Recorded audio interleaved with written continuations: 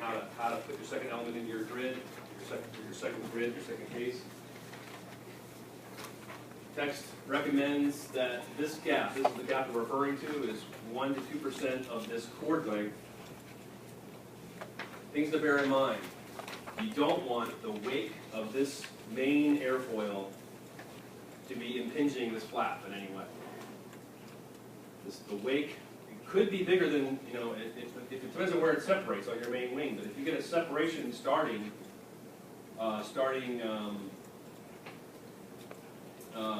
well, here, I guess, more likely to start on this edge, the suction side. But if you get a close separation that was perennial wake, that was hitting the flap, that would be a bad thing. So you want the flap on the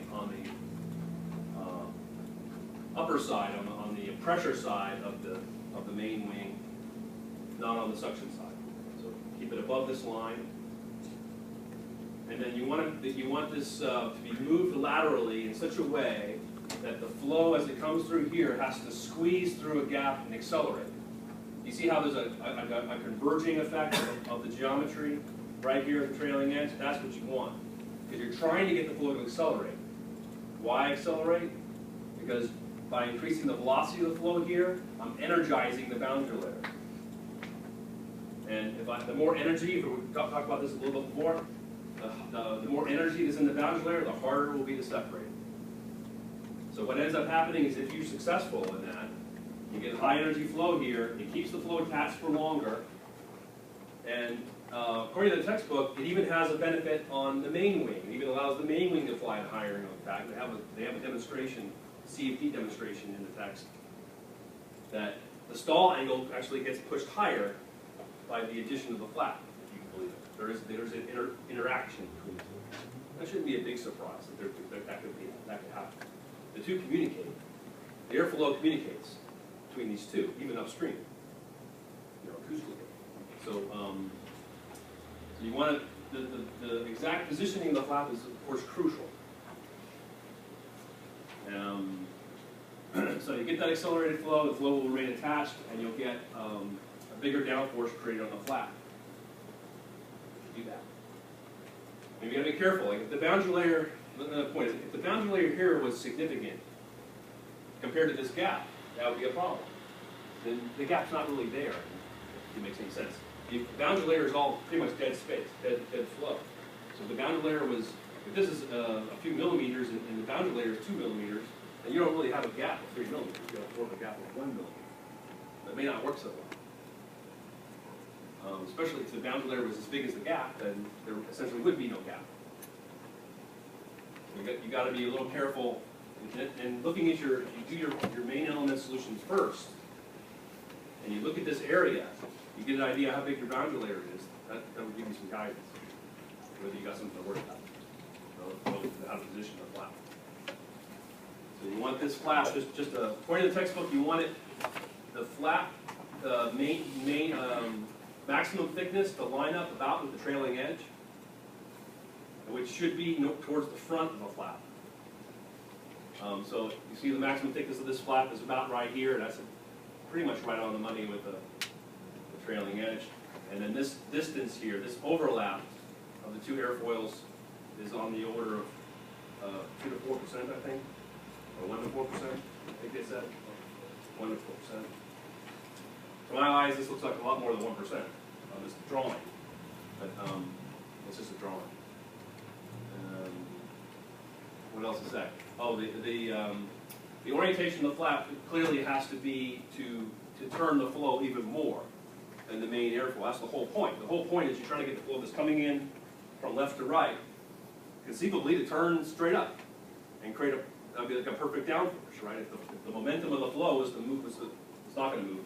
It's not from this here going to go vertically upward. But if you could, that would be producing the maximum downforce possible. So you're trying to get as much turn in the flow as you can without separating the flow. If this is too much into the wind, what's going to happen? You imagine the flow. If I make this, head into the wind, it's not going to do that. It's not going to turn gently and go vertically. It's going to just separate behind it, and all it'll do is produce a lot of drag.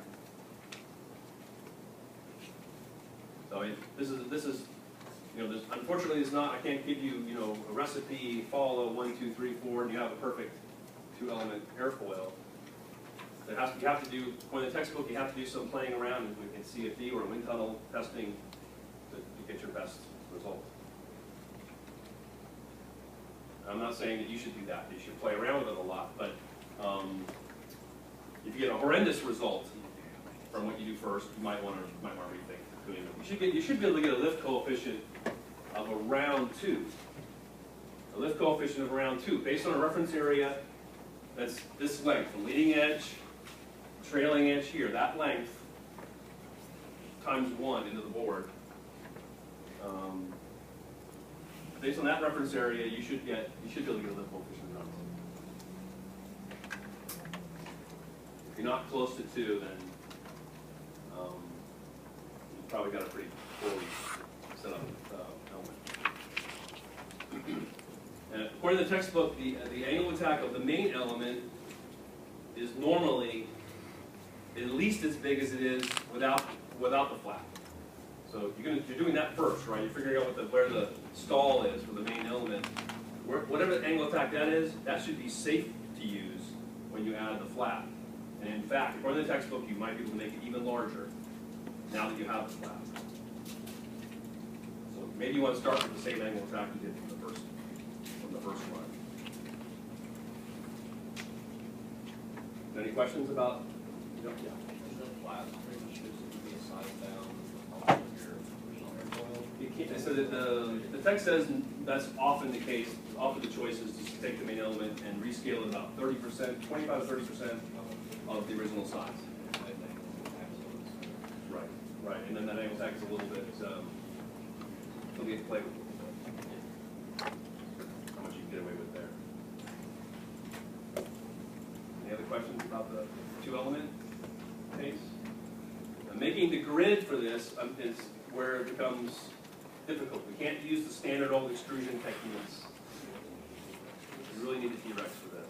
But I guess you could do an extrude. If you're willing to do a small extrusion, cover, nearly half of this gap, and another small extrusion under the flat where they don't meet. You can't have the two extrusions collide. And then fill in that little gap and everything else with triangles. You could do that. So that'd be one option. I don't know how well that will work because this gap is so small. Sounds like you prefer the T-Rex in this case. But to be honest with you, I have never used the T-Rex for this other than the test case that the TA and I did before class started, school started, which seemed to work out. But it's the 2D T-Rex. It's not something a lot of experience using. So we're kind of a little bit of uncharted waters here. So we could even kind of do this as a comparison type deal. You could try to do both. Mission independent study. I don't know about mission independent study. I mean, another option, another advanced thing we're going to get into later is you can use, it's called grid adaptation.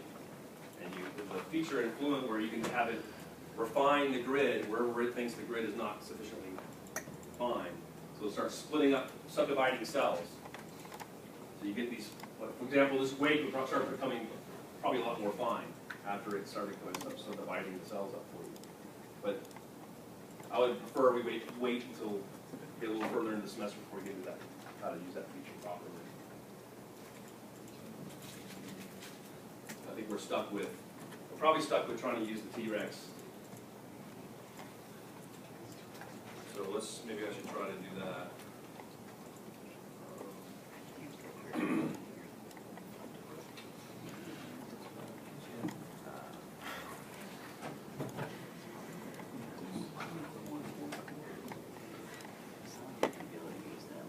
So I just want to show, this is where I think I left off last Friday, this grid that